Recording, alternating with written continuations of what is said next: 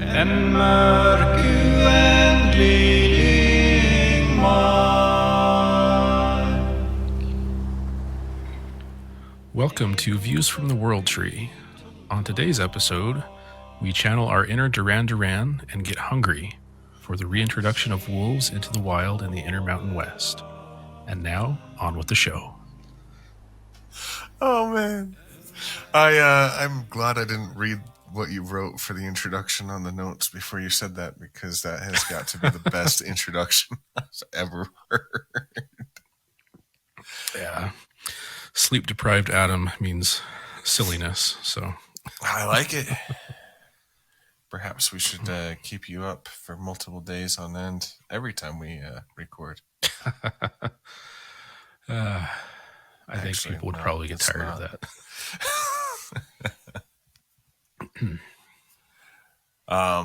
Yeah, welcome to season 2. Views from the World Tree. I feel like that's something to celebrate, right? We made it through more than one season.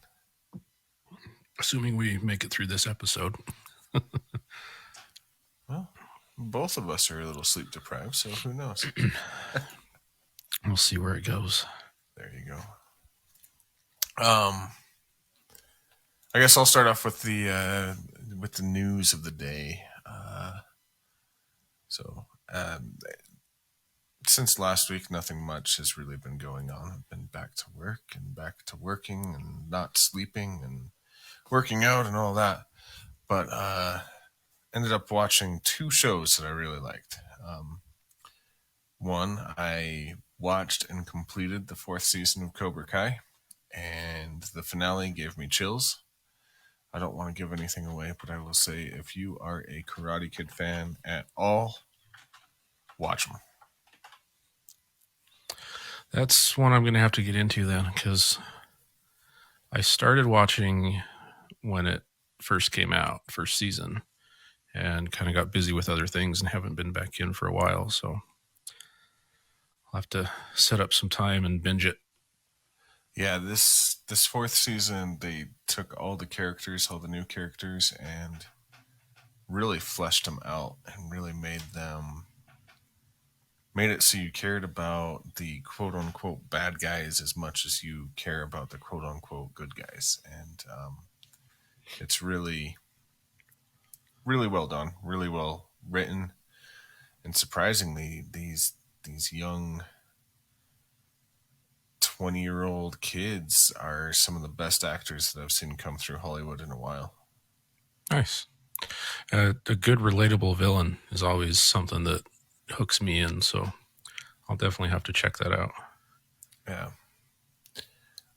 The other one, my wife and I have finally embraced our Discovery Plusness and have been not really binge watching, because it's hard to binge watch educational programming. Yeah. But we have been watching Crikey, It's the Irwins, and I really want to go to Australia Zoo now.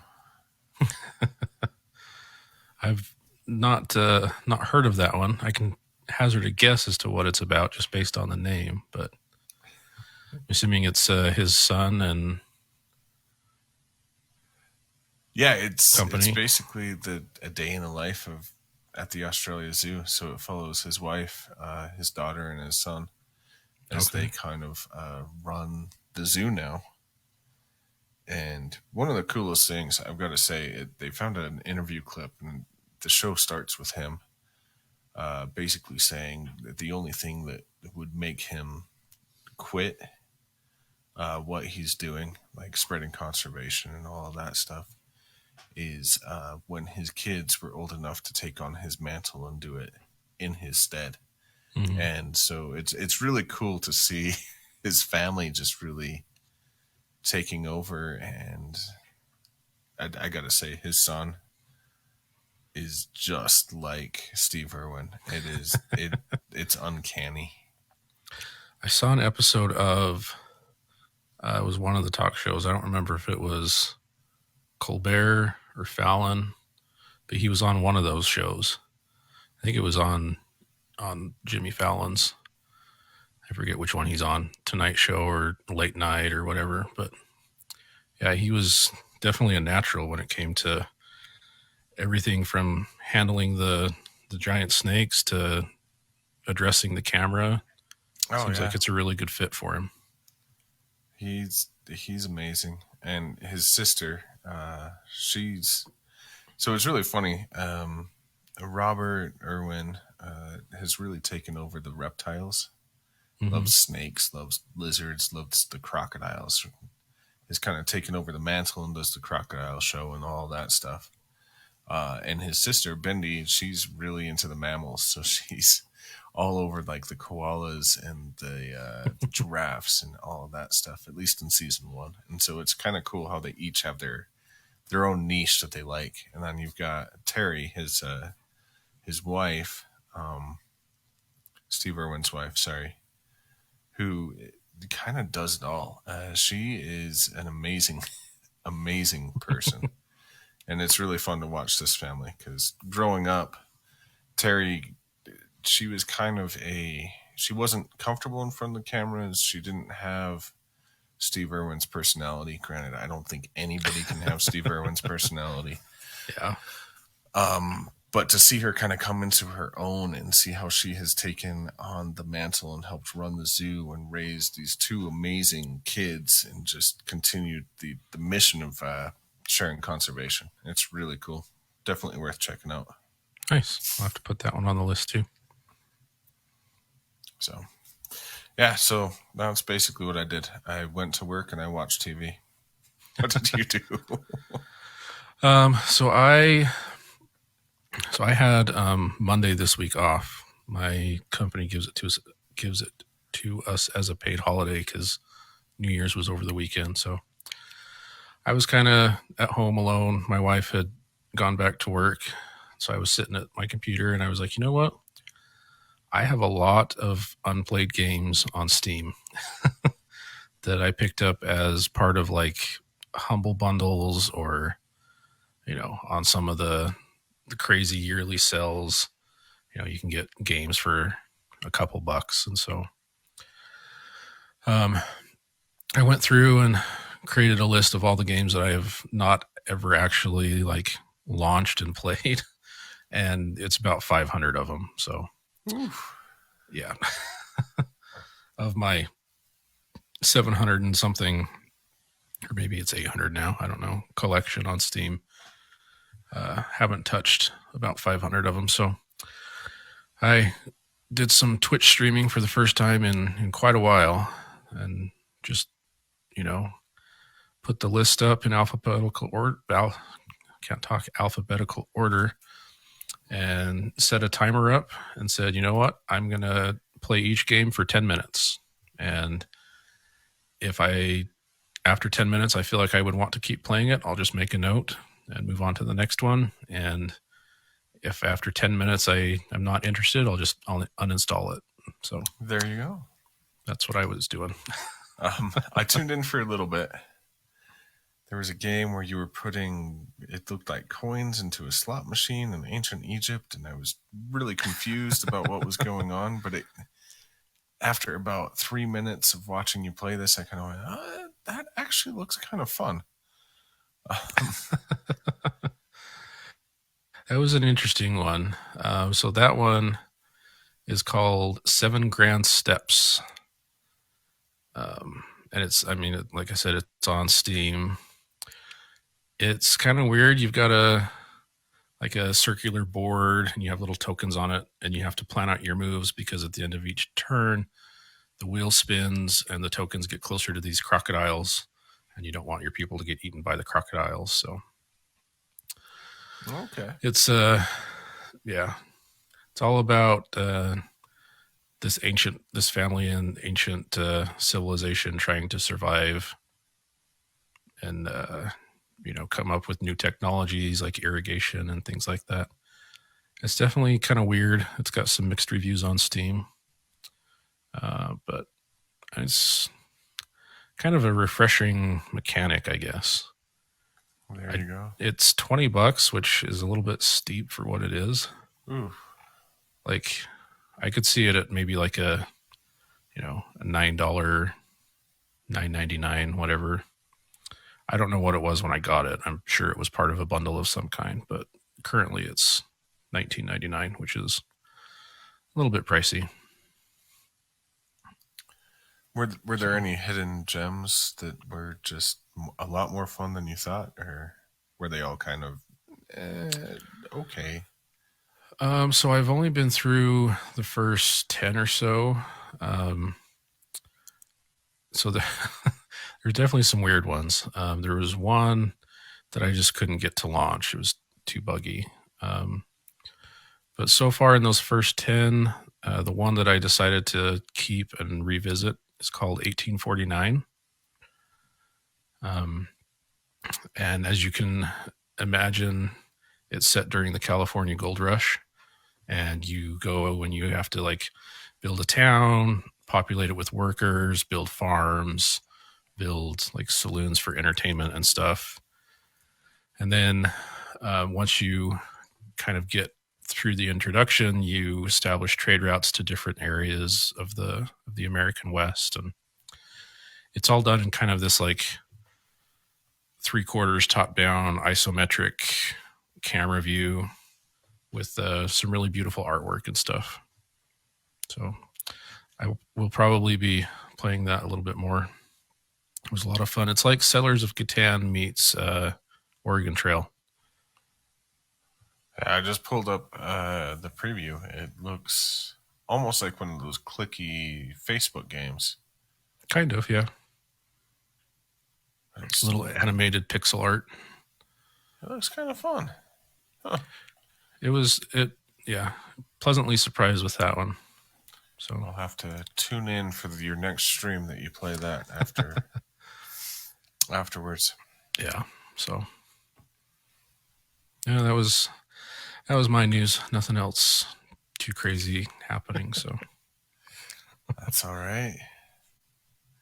Yeah, I love that idea of going through and playing your Steam library, because I know every time I open up my Steam and look at my library, I've got hundreds of games and maybe 10 that are actually installed. Yeah. Well, and I was starting to feel bad because I was looking for a game to play, and I was like, there's a lot of these games that I'm sure the developers put a lot of time and effort into.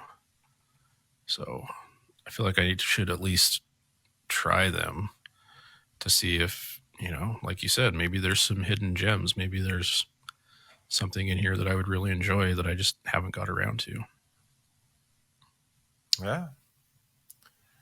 I know I'm guilty of looking at the next shiny thing, the next shiny expansion for whatever MMO or next AAA title that has huge groups of people working on it. But I don't know. I feel like almost like Stardew Valley, sometimes you hit these indie developers that have just made a passion project that just really takes your soul into these games. And yeah, you took the words out of my mouth with that one.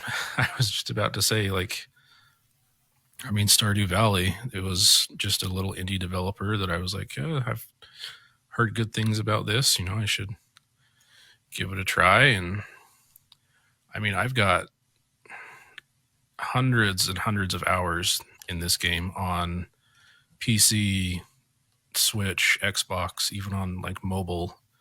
And it was all developed by one dude. So he's still pushing updates whenever he's able to. He's got a new one that he's working on, but yeah, I still pushing bug fixes. His last update was December 22nd, so 2 weeks ago. He's really been great about supporting it, and it's got an awesome community of people. And let's face it, with the crazy world today, sometimes it's nice to just sit and relax and grow some parsnips. Those farming sim games are always fun.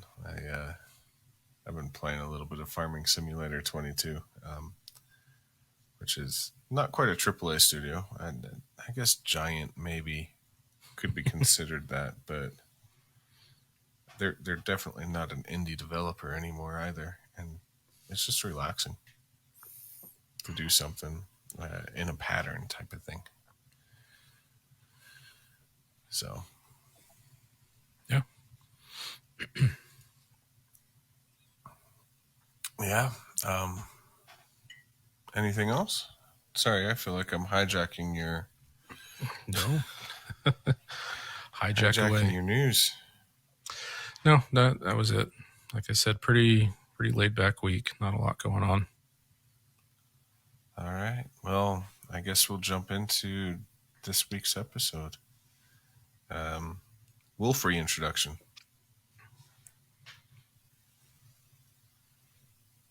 How we feel about it. I'm excited for this one because I know you come from a little bit different ideas on this one than I do. And so it'll be interesting to hear your take after we go through some pros and cons that I was able to pull up through some ecology classes that I've taken at the college level, as well as some current magazines and whatnot. So, Okay. Yeah. I'll be honest. This is a topic that I've heard a lot about, but have not spent the time to actually go in and do any like independent research. So I stand willing and ready to have my paradigms shifted. There you go. I like it. Let's shift those paradigms. Do you want to start with the pros or the cons? So I can start with the pros, because this is something that I've heard and believe to be accurate. So Okay. it's a little bit less controversial too. I think even people that are against this process can agree that it helps increase biodiversity, helps feed scavengers such as coyotes, ravens, crows, even like eagles and some of the raptors. It also helps control the deer and elk population, which, as someone who grew up hunting and in an agricultural area, I recognize the damage that deer and elk can do if they're allowed to, to overpopulate an area. They can really move through a zone and just completely decimate like trees and plant life, which in turn causes problems for animals. So, yeah, both of those things, huge pros. Also, I know that there was an article actually just today that I saw on one of the local news sites here about the Yellowstone wolf pack, because they recently removed some of the hunting restrictions in this was actually in Montana, so it's on the other side of the park from me. But some of the wolf pack that makes its home in Yellowstone, straight outside the park, and about 20 of them were trapped and killed legally by hunters in Montana. But that's the next pro on the list here is, Yellowstone has a huge tourism industry, and yeah, everybody likes to come and see the buffalo, but the wolves are also a big part of that. And so, since they're so rare in the wild, I know a lot of people will make a point to travel somewhere so that they can see them, which in turn benefits local economies and all kinds of other conservation efforts, both at the local and federal government levels. So, yeah, as far as we're going, both of those seem like good pros to me. I'm going to let you talk while I take a drink of water. No, you're good. The next pro that we wanted to kind of cover is balance. It balances the ecosystem. Despite what many like anti-introduction groups will say, wolves tend to kill only for food, not for sport. I've read so many articles of people saying, "Oh, they get bored and they kill for fun." No, that's a waste of energy. They're not going to waste that much energy to kill a cow just because they think it's fun. Not going to happen. And current conservationists and ecologists say that that the wolves tend to only target livestock during times of like severe drought or famine, when there's just no other food available, which unfortunately happens every now and again, right? Yeah. The next one, I found this list and I added it despite me going, no, this is a bunch of BS. Advocates believe that wolf packs and like wolf pack groups, monitoring groups, and ranchers can work together to control interactions between livestock and wolves. They believe that through GPS tracking of the pack, they can alert ranchers to bring all their cattle inside the barns when the wolf pack's in the area. And it sounds great in theory, but coming from a family of ranchers, no. Yeah. I'm just going to say no. It doesn't happen. It doesn't work that way. There's a lot of head of cattle, especially up in Wyoming, northwestern Colorado, that type of thing. Just no. Yep. Ain't no barn big enough to hold a decent sized herd. But Right. and the time required too. I mean, I'm not an expert, but the range of a wolf pack, I believe, is pretty extensive. Like they can cover a lot of ground, and you can't mobilize an ad hoc cattle drive unless you have, enough notice and people on hand. And even then, cows don't move very fast. No. So I could possibly see it with wool producers such as sheep or llamas. yeah. But I don't see it with cattle. I don't see it with horses. I mean, yeah.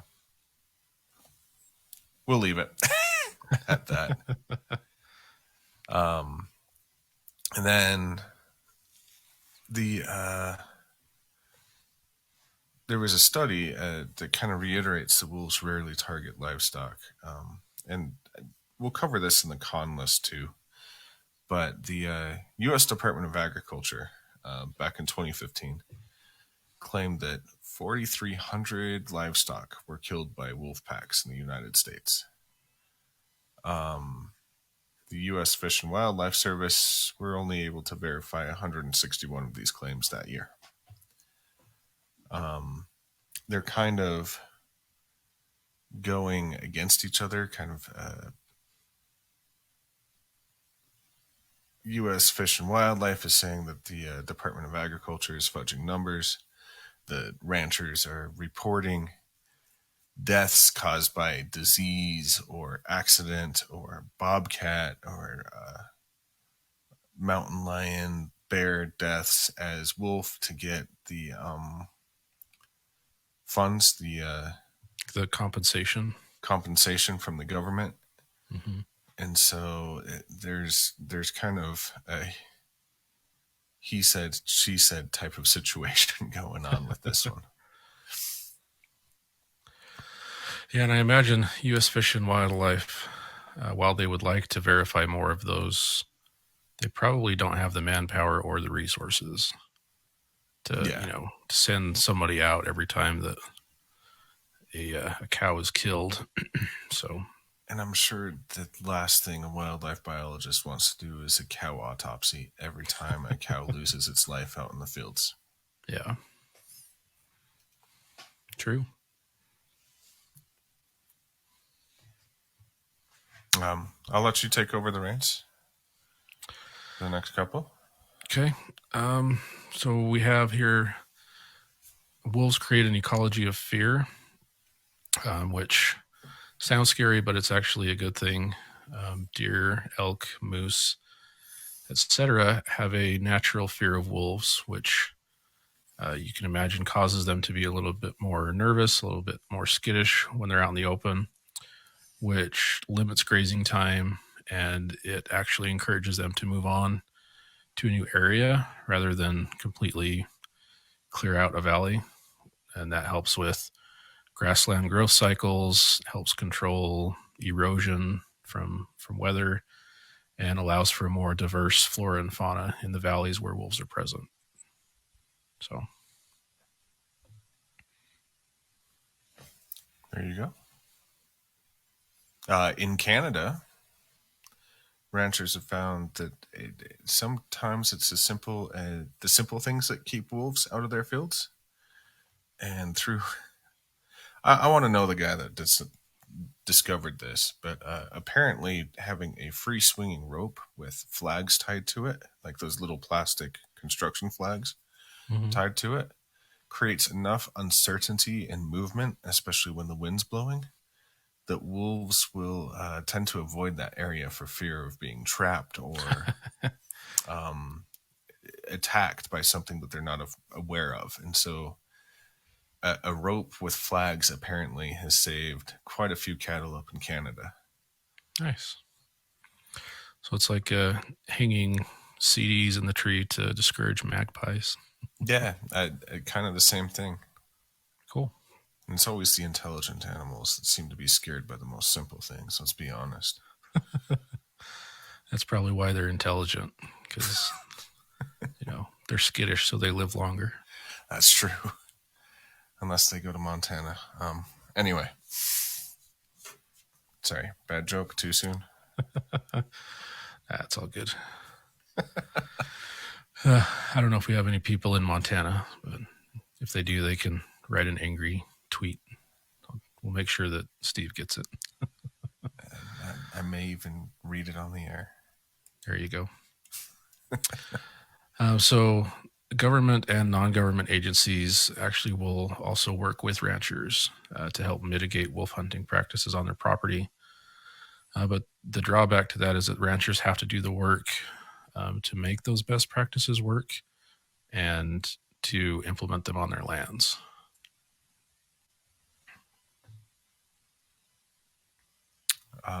We've kind of talked about it with biodiversity, but wolves help keep the herds healthy. I don't know how many of you all have listened to or watched the nature documentaries of the great caribou migrations and all of that. But wolves, they don't go after the strongest in the herd. They go after the weak and the old and the arthritic and all of that. And they try to isolate them from the herd. And so actually removing things that slow the herd down can help increase reproductive rates and whatnot in the herd of elk, moose, all of that. And they, using this logic, some scientists actually speculate that chronic wasting disease, which is really common once deer herds get very large in an area, that wolves would probably target these animals and kind of keep that from spreading to other animals within the herd. Yeah, and chronic wasting disease, or CWD, is that is something I know about because, like you said, it does happen in large deer and elk populations. That's something that honestly, it's a little bit scary. It's caused by prion, which, if you've not read about those type of diseases, go ahead and Google it and be ready not to sleep for a while. It's not a virus in the traditional sense. It's not a bacteria. It's like a malformed protein.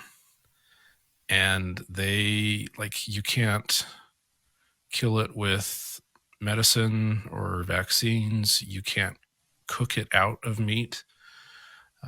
So, I mean, this is like mad cow disease was caused by something similar. And there's, I never know how to say this, but Creutzfeldt-Jakob disease. There's a couple other ones. There's one that infects cows, bovine spongiform encephalopathy. Anyway, they're pretty scary. Like, some of them can pass to humans. And a lot of times you don't know that an animal is infected with it because they don't show symptoms for sometimes a year or two. And once you have been infected with these proteins, if there's something that can, if they're of a type that can reproduce inside humans, then it's kind of just a ticking time bomb. There's really nothing that can be done for it. So preventing CWD is definitely a huge pro in my book. But, yeah. And then just one last thing that we wanted to bring up is the intelligence of these animals. So wolves are incredibly intelligent, and without allowing their numbers to get to a comfortable level where they're not, constantly at fear of being wiped out, we could potentially be missing out on a chance to see what they can do, what life could be like for these animals without humans interfering. Which is kind of funny because we're interfering to reintroduce them to their native areas. Anyway, we wouldn't have to reintroduce them if we didn't kill them all off in the first place.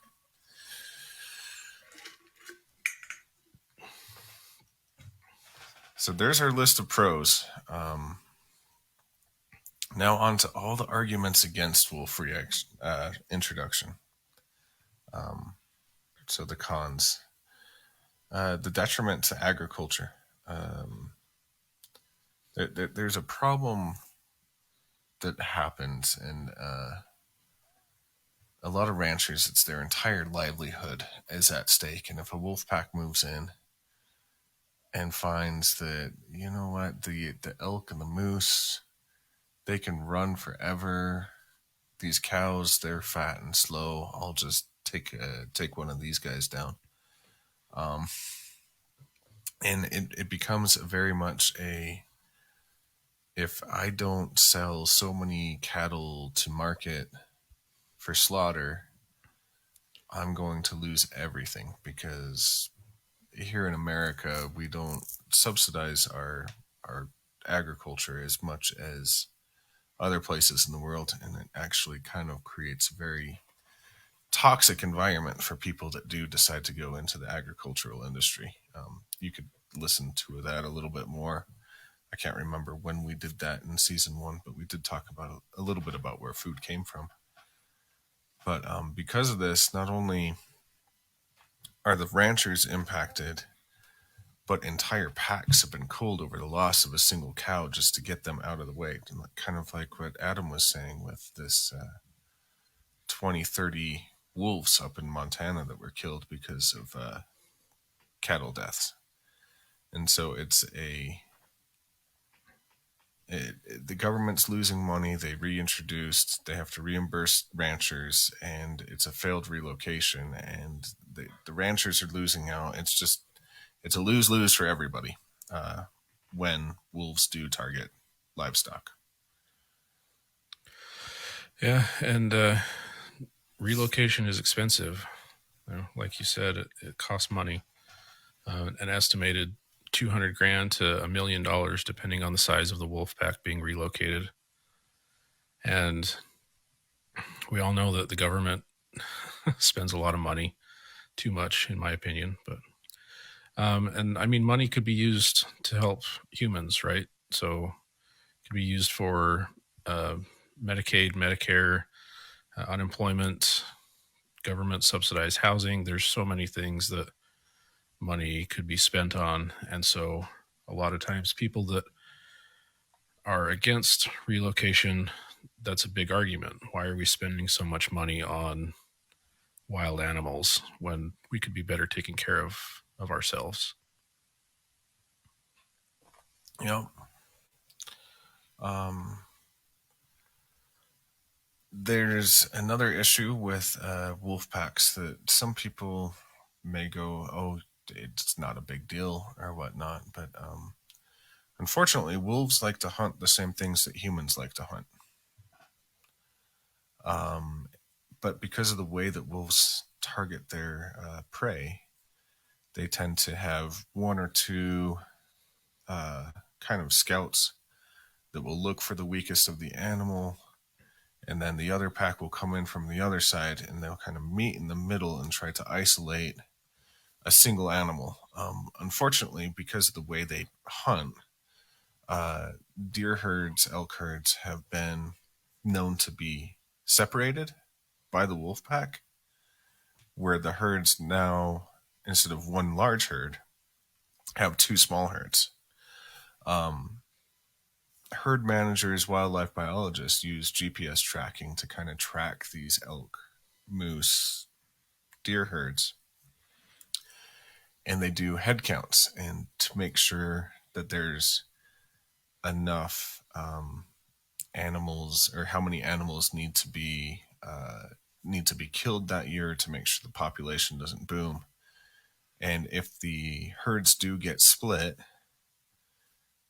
it not only can create an unhealthy imbalance with larger herds, it also can limit the amount of permits available to humans. And if all the animals with GPS trackers are in a smaller herd than what the actual herd is, and so the wildlife biologists are like, oh, we can only give out 500 permits this year instead of our normal 2,000 or whatnot, which in turn lowers income of the area, lowers conservation stamps, lower tourism, all that stuff. And so it's kind of a trickle-down effect at that point. Yeah. Also, there are a lot of inconsistent legal protections from one state to another. Wolves were recently taken off of the endangered species list in Wyoming, Montana, Idaho, and parts of Oregon and Washington, and are no longer found in the wild in these states, no longer federally protected. In Minnesota, they're labeled as threatened, not endangered, which has different protections entirely. Hunting permits for predators can happen for threatened species to help with gene pool diversity.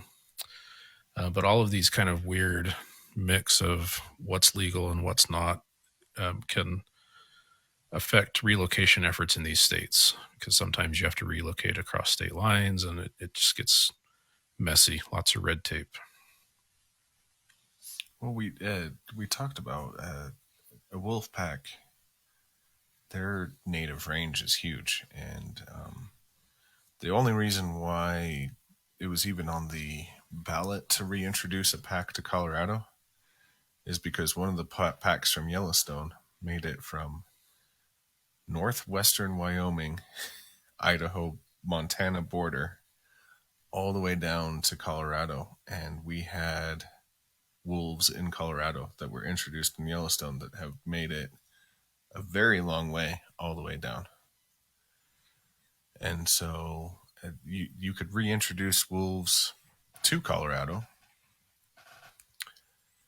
but next year perhaps they decide to winter in Utah, or even down to New Mexico, or they follow the deer herds and end up in Alberta. Like, there's no telling where these wolves will go as they're hunting. Right, yeah.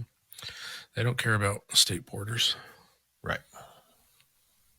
Maybe they should, but they don't. If they did, they would all flee to Colorado. Yeah, they're still considered endangered here, so we can't hunt them. And then the last con, unfortunately, and you get this a lot in literature, that in the early days of wolf pack introduction, people would grab the most readily available wolf species and kind of throw it into an area where this wolf species wasn't originally found. So one of the more famous ones, when Yellowstone was first looking at figuring out how to control the elk herds without issuing a lot of hunting permits. They trapped a pack of Mexican wolves from New Mexico and reintroduced them up in Yellowstone. And the wolves did not attack the elk, and the cold actually drove them down into the valleys where they slowly starved to death, and it did not do anything that they wanted it to do. The Mexican wolves ended up enjoying rabbits, which they didn't want the wolves to eat, but that's more closely to what they ate on the New Mexican and in New Mexico, Arizona, and Mexico. And so just when you have the wrong species in the wrong area, you tend to have bad science projects rather than conservation efforts. It's a good way of putting it. So, yeah. So we've kind of gone through the pros and cons. I feel like I've been talking a lot, so I'm going to put you on the spot, Adam. After hearing this, your thoughts? Wolves. I don't know. This one's tough for me. I come from a ranching and agriculture background, and so it's kind of been ingrained in me, the argument that wolves are a threat and they damage herds and cause all these problems, but at the same time, like, there's benefits to them, and I don't know. I think I'm definitely not a vegetarian, but I think Americans eat too much like beef as it is, because cows are a huge plague on this planet. That's a whole other episode topic, but I think less cattle is not a terrible thing. I don't know.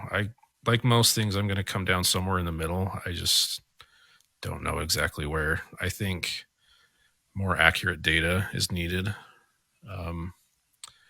I've personally seen coyote attacks on livestock.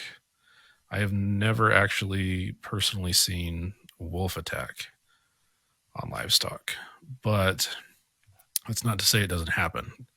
I grew up in an area where coyotes were a lot more common than wolves. So yeah, squarely in the middle. How political of you. I'm actually going to go.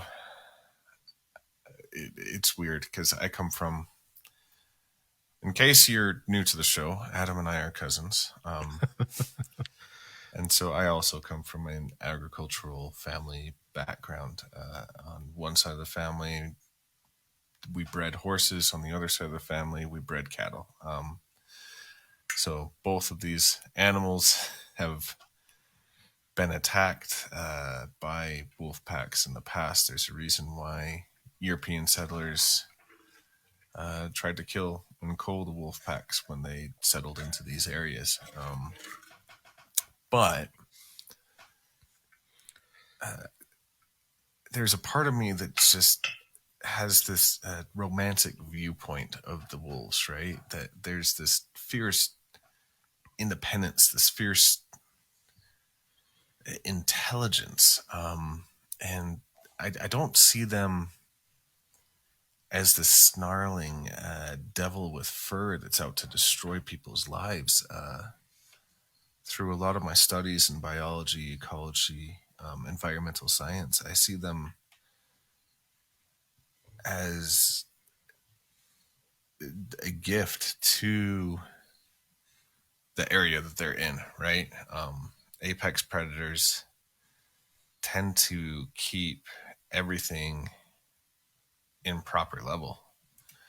So I see it as wolves will limit the deer and elk herds, which in turn won't eat as many like aspen and pine saplings, which will help the forests regrow after disturbances, which adds more shelter for other animals.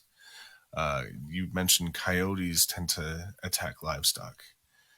I read a paper where, in the presence of wolves, coyotes take a secondary predator thing. They're no longer apex in that area. And so they tend to wait for a wolf pack to kill. Mm-hmm. And then they become the scavengers that they were actually meant to be.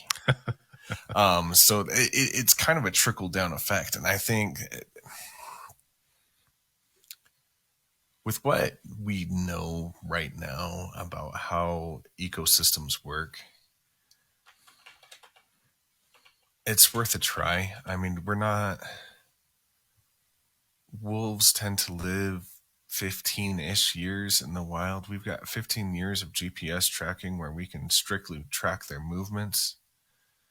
And so we've got 15 years to see. And maybe it's a dangerous experiment when human and people's livelihood are at stake. But I think it is a good thing to try.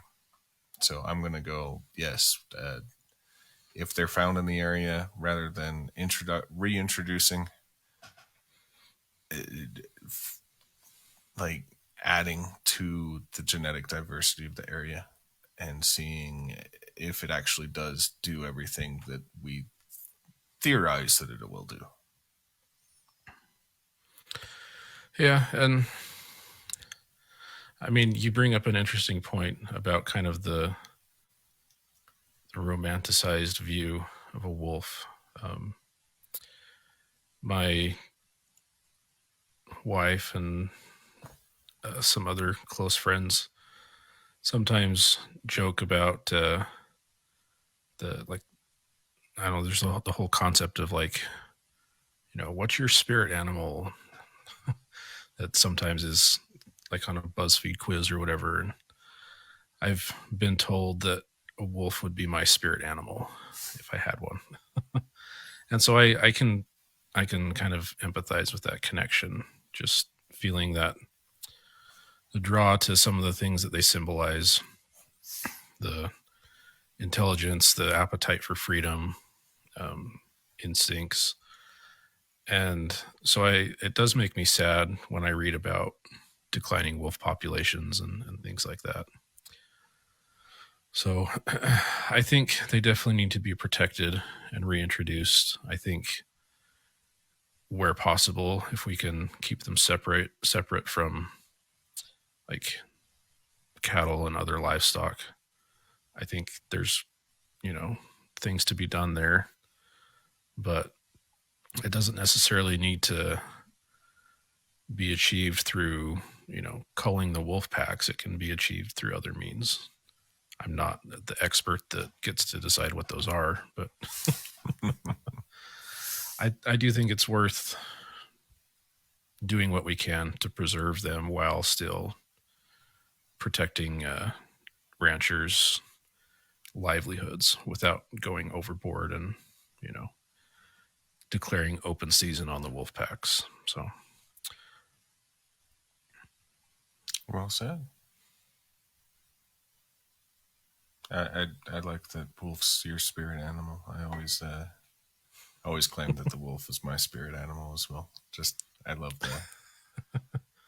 there's something magical about them, but yeah. We must be related. Maybe. Or we're both introverts and kind of intelligent. I don't know. Or we think we are. Fair. Anyway. All right. That'll bring us to our mindfulness moment this week. And our mindfulness moment comes from kind of a strange source. I